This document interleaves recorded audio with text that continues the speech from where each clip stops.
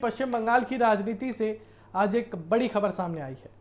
राज्य विधानसभा में एंटी गुंडा बिल यानी कि West Bengal public safety and control of anti social activities bill 2026 को मंजूरी मिल गई है।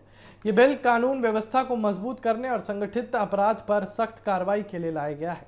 इस बिल के पास होते ही राज्य में राजनीतिक हलचल तेज हो गई है और सरकार का दावा है कि ये कानून आम जनता की सुरक्षा के लिए जरूरी है, जबकि विपक्ष ने इसे लेकर कई सवाल उठाए।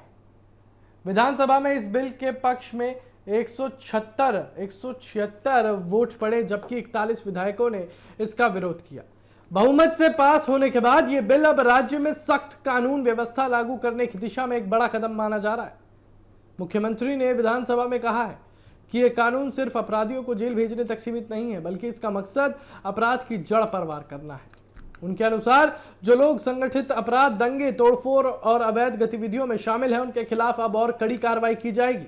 और इस नए कानून की सबसे बड़ी खासियत यह है कि इसमें प्रिवेंटिव डिटेंशन यानी कि एहतियाती हिरासत का प्रावधान रखा गया है। इसके तहत किसी भी व्यक्ति को 12 महीने तक बिना मुकदमे के हिरासत में रखा जा सकता है और अगर प्रशासन को लगे कि वो भविष्य में कानून व्यवस्था के लिए खतरा बन सकता है।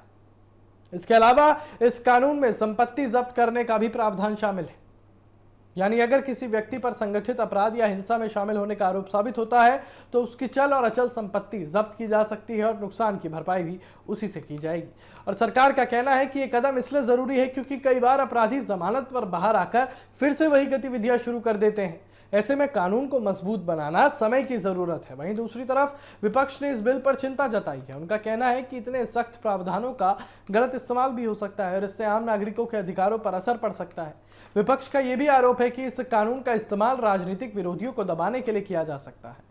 राजनीतिक विशेषज्ञों का मानना है कि यह कानून आने वाले समय में पश्चिम बंगाल की राजनीति में बड़ा मुद्दा बन सकता है। एक तरफ सरकार इसे सुरक्षा और व्यवस्था का कानून बता रही है, वहीं विपक्ष इसे अधिकारों पर असर डालने वाला कानून कह रहा है।